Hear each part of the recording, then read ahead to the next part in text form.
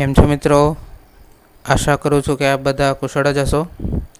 તો આપણો 5th સેમેસ્ટરનો subject microprocessor and controller applications એ શરૂ છે. એની અંદર યુનિટ 1 આપણે જોઈ રહ્યા છીએ કંટ્રોલ સિસ્ટમ્સ કમ્પોનન્ટ્સ. તો આપણે પાર્ટ 1 અને પાર્ટ 2 જોઈ ગયા છીએ, બરાબર છે, જેની અંદર આપણે જોયું હતું કે કેવી રીતે એક કંટ્રોલ સિસ્ટમ જે છે એ ખૂબ જ મહત્ત્વની છે ઇન્સ્ટ્રુમેન્ટેશનની અંદર, એટલે કે મેન્યુફેક્ચરિંગ એરિયા હોય કે પ્રોડક્શન ફેસિલિટી હોય એની અંદર કેવી રીતના કંટ્રોલ સિસ્ટમનો ખૂબ જ મહત્ત્વનો ભાગ છે આપણે જોયો હતો. સાથે સાથે એ પણ જોયું હતું કે જે ઓટોમેશન જે છે એ દરેક ઇન્ડસ્ટ્રીની અંદર આપણને વધતા ઓછા અંશે જોવા જ મળે છે, અને એની અંદર પણ જે કંટ્રોલ સિસ્ટમ જે છે એનો ખૂબ જ મહત્ત્વનો ફાળો છે, બરાબર છે. આગળ પણ આપણે જોયું હતું કે અત્યારે જે લેટેસ્ટ જે અપડેટ છે, બરાબર છે, ઓટોમેશનની અંદર, એટલે કે કંટ્રોલ સિસ્ટમના ઉપયોગની અંદર, તો એ પણ આપણે જોયું હતું. સાથે સાથે પાર્ટ 2ની અંદર આપણે શું જોયું હતું તો કે સિસ્ટમ એટલે શું એને આપણે જો ડિફાઇન કરી હતી કે ભાઈ સિસ્ટમ એટલે શું, તો કે કલેક્શન ઓફ સબસિસ્ટમ્સ, એટલે કે નાની નાની ઘણી બધી સબસિસ્ટમ તમે ભેગી કરો એટલે એક મોટી સિસ્ટમ બને, બરાબર. સાથે સાથે જોયું હતું કે function of any electronic system શું છે. કોઈ પણ એક ઇલેક્ટ્રોનિક સિસ્ટમ લ્યો તમે, તેનું ફંક્શન શું છે તો કે આઉટપુટને જે છે એ આપણી ઈચ્છા પ્રમાણે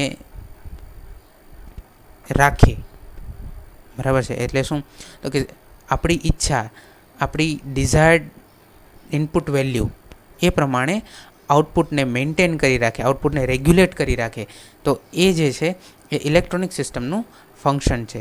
પછી જોયું હતું કંટ્રોલ મેથડ પણ આપણે જોયું હતું કે ભાઈ કંટ્રોલ મેથડ શું છે, તો કે કંટ્રોલ મેથડ શું છે તો કે આઉટપુટ જે છે સેન્સરના માધ્યમથી, બરાબર, સેન્સરની મદદથી આઉટપુટને મેઝર કરી એને ફીડબેક પાથ થ્રુ ઇનપુટમાં આપવાનું, બરાબર છે.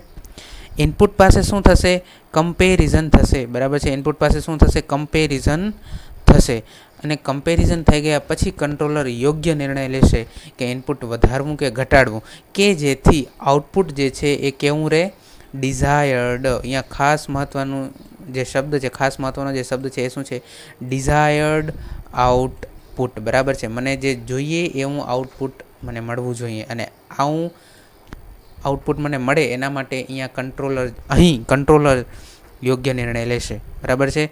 તો આ આખી પદ્ધતિ, બરાબર છે, એને શું કહેવાય, કંટ્રોલ મેથડ્સ, બરાબર છે. પછી આપણે પાર્ટ 2ના એન્ડમાં જોયું હતું કે ભાઈ ઓપન લૂપ કંટ્રોલ સિસ્ટમ અને ક્લોઝ લૂપ કંટ્રોલ સિસ્ટમ, બરાબર છે. there are two types of loops, બરાબર છે. Actually there are two types of control system, બરાબર છે. ઓપન લૂપ કંટ્રોલ સિસ્ટમ અને ક્લોઝ લૂપ કંટ્રોલ સિસ્ટમ. આપણે જોયું હતું કે ફીડબેકના આધારે બંનેને ક્લાસિફાઈ કરવામાં આવે છે. ઓપન લૂપમાં ફીડબેક નથી હોતું, ક્લોઝ લૂપમાં ફીડબેક હોય છે. ઓપન લૂપની અંદર આઉટપુટ જે છે, બરાબર છે, આઉટપુટ એ સીધા ઇનપુટના પ્રપોર્શનમાં હોય છે. એટલે કે શું છે તો કે તમે ઇનપુટ સેટ કરી દીધું એટલે આઉટપુટ તમને એ પ્રમાણે મળશે. પછી તમને આઉટપુટ તમારું ડિઝાયર્ડ મળ્યું હોય કે ન મળ્યું હોય એનાથી ઓપન લૂપ કંટ્રોલ સિસ્ટમને કોઈ જ ફરક પડતો નથી. અહીં તમને ડિઝાયર્ડ આઉટપુટ મળી પણ શકે, ન પણ મળે, જ્યારે ક્લોઝ લૂપમાં એવું નથી. ઇનપુટ અને આઉટપુટ્સનો સંબંધ તો છે જ, બરાબર, ઇનપુટ અને આઉટપુટનો સંબંધ તો છે જ, પણ એ વન વે નથી, બરાબર. અહીંયા શું છે, વન વે છે. અહીંયા ટુ વેનો અર્થ એવો નથી કે આઉટપુટ જે છે ઇનપુટને કંટ્રોલ કરે, ઇનપુટ આઉટપુટને કંટ્રોલ કરે, એવી રીતનું નહીં, પણ એનો અર્થ એવો છે કે ઇનપુટ જે છે એ નક્કી કરે છે કે આઉટપુટ કેવું રહેવું જોઈએ, અને આઉટપુટ જે છે એ ઇનપુટ પ્રમાણે રહે એના માટે શું એક મહત્ત્વનો પાથ આવે છે, એ છે ફીડબેક પાથ, બરાબર. એટલે ટુ વે કમ્યુનિકેશન જેવું આપણે સમજવા માટે કહી શકીએ. અહીં શું છે, તમને ડિઝાયર્ડ આઉટપુટ મળે ને મળે જ, બરાબર છે. અહીં તમને ડિઝાયર્ડ આઉટપુટ મળે જ. આના આપણે ઉદાહરણ પણ જોયા હતા, બરાબર છે. આપણે આગળ વધીએ. આપણો પાર્ટ 3 જે છે એ અહીં શરૂ થાય છે, પાર્ટ 3, બરાબર છે. એની અંદર આપણે જોઈશું કે ઓપન લૂપ કંટ્રોલ સિસ્ટમ એટલે શું, બરાબર છે. ઓપન લૂપ કંટ્રોલ સિસ્ટમ એટલે શું? સૌથી મહત્ત્વની વાત એ કે ઓપન લૂપ કંટ્રોલ સિસ્ટમની અંદર આપણે આઉટપુટને મેઝર કરતા નથી, એટલે કે આઉટપુટ જે છે એ ઇન્ડિપેન્ડન્ટ છે, સ્વતંત્ર છે. આઉટપુટને આપણે મેઝર કરતા નથી, અને મેઝર કરીને એની વેલ્યુને આપણે ઇનપુટ પાસે પણ મોકલતા નથી. એટલે કે ફીડબેક પાથ જે છે બરાબર છે. ફીડબેક પાથ જે છે અહીંયા નથી. બરાબર છે.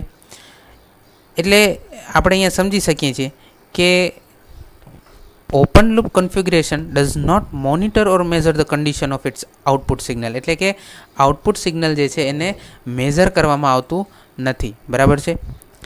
હવે આઉટપુટ સિગ્નલને મેઝર કરતા નથી એટલે અહીં ફીડબેક પાથ પણ નથી. બરાબર છે. ઓબ્વિયસ છે કે ફીડબેક પાથ ક્યારે હોય? જ્યારે આઉટપુટની કોઈક વેલ્યુને આપણે ઇનપુટ તરફ મોકલવી હોય તો જોઈએ ને ફીડબેક પાથ. પણ અહીંયા તો એવી કોઈ જરૂર જ નથી. બરાબર છે. એટલે આ એક મહત્ત્વની વાત છે. બીજી મહત્ત્વની વાત શું છે ઓપન લૂપ સિસ્ટમમાં? In open loop control system the output has no influence or effect on the control actions of the input signal. એટલે શું કહે છે કે આપણે આ નીચે જે ડાયાગ્રામ જે છે ને ઓપન લૂપ કંટ્રોલ સિસ્ટમનો એના દ્વારા સમજીએ. જો શું કહે છે કે ઓપન લૂપ કંટ્રોલ સિસ્ટમ છે એની અંદર આઉટપુટ જે છે એનો કોઈ પણ આઉટપુટની કોઈ પણ અસર જે છે એ ઇનપુટના કંટ્રોલ એક્શન ઉપર નથી હોતી. બરાબર છે. એટલે કે આઉટપુટ જે છે એ ઇનપુટને કોઈ પણ રીતે અસર કરી શકતો નથી. એટલે કહેવા શું માંગે છે આપણે સમજીએ. ઉદાહરણથી છે ને આ બેસ્ટ રીતે સમજી શકાય એમ છે. જો પહેલે તો આપણે બ્લોક ડાયાગ્રામ સમજીએ કે પહેલે આપણે કોઈ એક સિમ્પલ સિસ્ટમ છે એને આપણે ઇનપુટ આપ્યું. બરાબર છે. ઇનપુટ જે છે એ કંટ્રોલરને મળશે. કંટ્રોલર ઇનપુટ પ્રમાણે જે પણ પ્રોસેસ છે એ શરૂ કરશે. બરાબર છે. એ પ્રોસેસ શરૂ થશે અને એ પ્રોસેસ પૂરી થશે એટલે આપણને શું મળશે? એક આઉટપુટ મળશે. હવે ક્યાંય અહીંયા તમને લાગે છે કે આ આઉટપુટ જે છે એ આપણને આપણું ડિઝાયર્ડ આઉટપુટ એટલે કે મને જે ઈચ્છા છે મારી જે ઈચ્છા પ્રમાણેનું આઉટપુટ એ મને મળશે કે નહીં મળે? બરાબર, મળશે કે નહીં મળે એનો આધાર જે છે એ ક્યાંય પણ આપણને અહીંયા લાગે છે કે આઉટપુટ ઉપર છે? બરાબર, સમજજો, ફરી પાછું સમજજો. બરાબર, કે ઇનપુટથી આઉટપુટ સુધીનો જે આ રસ્તો જે છે જો તમને લાગે સિંગલ છે, વન વે. બરાબર છે. જેમ વન વે રોડ હોય ને, એક બાજુ જઈ શકાય એવી રીતનો. બરાબર. હવે તમે ઇનપુટ આપશો, કંટ્રોલર જે છે એ પ્રમાણે પ્રોસેસ ચાલુ કરશે, પ્રોસેસ પૂરી થશે અને આઉટપુટ આપણને મળી જશે. હવે જરૂરી નથી કે આપણું ડિઝાયર્ડ આઉટપુટ આપણને અહીં મળે જ. બરાબર છે. અહીંયા જે છે એ સમજી લો કે ડિઝાયર્ડ આઉટપુટ આપણને ન મળ્યું. મળે તો સારું છે, પણ ન મળ્યું તો શું આ ખબર, બરાબર, આ જાણકારી એ ઇનપુટને હશે કે ભાઈ જે હું ઇનપુટ આપ્યું છે એ પ્રમાણેનું આઉટપુટ મળ્યું નથી? શું આ જે છે આ જાણકારી ઇનપુટને હશે? નહીં હોય, ઓબ્વિયસ, કારણ કે આપણે અહીંયા ફીડબેક પાથ જ નથી આપ્યો. બરાબર, કારણ કે આપણે અહીંયા ફીડબેક પાથ જ નથી આપ્યો. ફીડબેક પાથ નથી તો ઇનપુટને જાણકારી કેમ રહેશે કે ભાઈ મારા પ્રમાણે આઉટપુટ જ નથી આવ્યું? બરાબર. તો અહીંયા જે છે અહીંયા કહેવાનો અર્થ એ છે કે આઉટપુટનો છે ને કોઈ પણ કંટ્રોલ નથી. કોની ઉપર? ઇનપુટની કંટ્રોલ એક્શન ઉપર. ઇનપુટની કંટ્રોલ એક્શન એટલે શું? તો કે ઇનપુટ પ્રમાણે જે પણ આ આખી પ્રોસેસ થાય છે એ એટલે ઇનપુટની કંટ્રોલ એક્શન. બરાબર. તો સિમ્પલ સમજવાનું એ છે અહીંયા કે આઉટપુટ જે છે એ આપણને ડિઝાયર્ડ મળે કે ન મળે, બરાબર, એની જાણ જે છે ઇનપુટને હોતી નથી. એટલે ઇનપુટ શું સમજે છે કે ભાઈ હું જે છે એ બેસ્ટ છું. હું બેસ્ટ છું નો અર્થ શું છે? તો કે હું જેટલું છું ને એટલું બરાબર છું અને મારા પ્રમાણે આઉટપુટ મળી જાય છે. હું જેટલું રહીશ ને એ પ્રમાણે આઉટપુટ મને મળી જશે. બરાબર. તો આ જે છે ને એ મહત્ત્વની વસ્તુ છે અહીંયા સમજવાની છે કે આઉટપુટ ગમે એવું મળે, ઇનપુટમાં કંઈ ફરક નહીં પડે. ઇનપુટ એટલું જ રહેવાનું છે. બરાબર છે. એક એક્ઝામ્પલથી સમજીએ કે બ્રેડ આપણે ટોસ્ટર છે. બરાબર, ટોસ્ટરની અંદર આપણે બ્રેડ મૂકીને શેકાઈ જાય. સમજી લો કે ઇનપુટ મેં આપ્યું 5 મિનિટ. બરાબર છે. ઇનપુટ મેં આપ્યું 5 મિનિટ. બરાબર, 5 મિનિટનું મેં ઇનપુટ આપ્યું અને અંદર બ્રેડ મૂકી દીધી. બરાબર છે. બ્રેડ જે છે એ મેં મૂકી દીધી અંદર. હવે કંટ્રોલર જે છે એ 5 મિનિટ, કંટ્રોલરને આપણે 5 મિનિટનો આપણે ઇનપુટ આપશું એટલે કંટ્રોલર શું કરશે?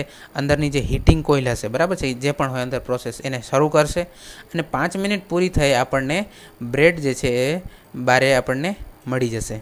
બરાબર છે. હવે કાં તો બ્રેડ પૂરેપૂરી શેકાયેલી હશે, બરાબર છે, તો સારું જ છે. પણ જો ન શેકાયેલી નીકળી, પૂરેપૂરી બ્રેડ શેકાયેલી ન નીકળી, તો શું ઇનપુટને ખબર છે કે ભાઈ બ્રેડ શેકાયેલી નથી નીકળી એટલે હજી મારે 1 મિનિટ વધારે ચાલુ રહેવાનું છે? શું એવી ઇનપુટને ખબર છે? નથી ખબર. કારણ શું? ફીડબેક પાથ નથી. બરાબર છે. એટલા માટે ઇનપુટ શું સમજશે કે હું 5 મિનિટ છું ને એ જ બેસ્ટ છું, હું 5 મિનિટ જ બરાબર છું, એટલે ગમે એ થાય 5 મિનિટ જ મારે રહેવાનું છે. ભલે ને પછી અહીંયા કાચી બ્રેડ નીકળે અથવા તો શેકાયેલી ન હોય એવી બ્રેડ નીકળે, બરાબર છે. તો આ જે છે એ અહીંયા ફરક છે કે ભાઈ ઇનપુટ જે છે એ ડિઝાયર્ડ આઉટપુટ પ્રમાણે ચેન્જ નહીં થાય, બરાબર છે. ડિઝાયર્ડ આઉટપુટ પ્રમાણે ચેન્જ નહીં થાય, બરાબર છે. તો આ વસ્તુ જે છે આપણે અહીંયા સમજવાની છે. ચાલો હવે આગળ જઈએ. તો characteristic of open loop system આપણે શું સમજી શકીએ? Characteristic of open loop system આપણે શું સમજી શકીએ?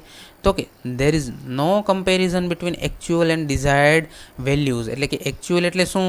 તો કે ઇનપુટ, અને ડિઝાયર્ડ વેલ્યુ એટલે શું? તો કે આઉટપુટ.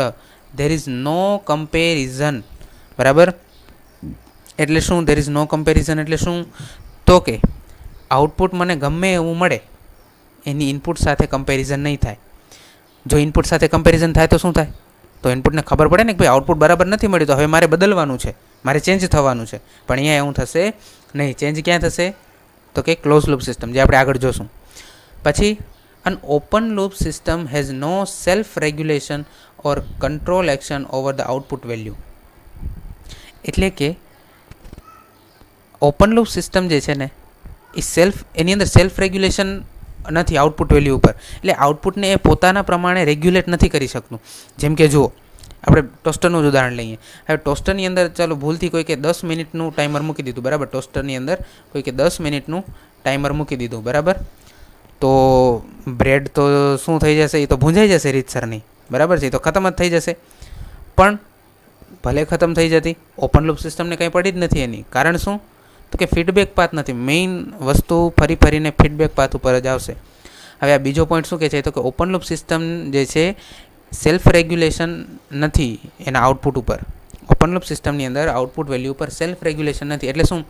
તો કે આ બ્રેડ જે છે ને ભલે ને ભૂંજાઈ જતી, ભલે ને બળી જતી, તો એ 10 મિનિટમાંથી 5 મિનિટ નહીં કરે, બરાબર છે. એટલે સેલ્ફ રેગ્યુલેશન નથી. જો ઓપન લૂપ સિસ્ટમ છે એને ખબર પડી જાય કે ભાઈ આ 10 મિનિટમાં તો ભૂંજાઈ જશે મારી બ્રેડ, મારે આને ઘટાડવું પડશે, બરાબર, મારે આને ઘટાડવું પડશે મિનિટને, એવી ખબર પડી જાય તો શું જોઈતું હતું, બરાબર ને. તો એવી રીતના મૂળ વાત એ છે કે ઓપન લૂપ સિસ્ટમ જે છે એ આઉટપુટને સેલ્ફ રેગ્યુલેટ નથી કરતી, બરાબર છે. પછી શું કહે છે?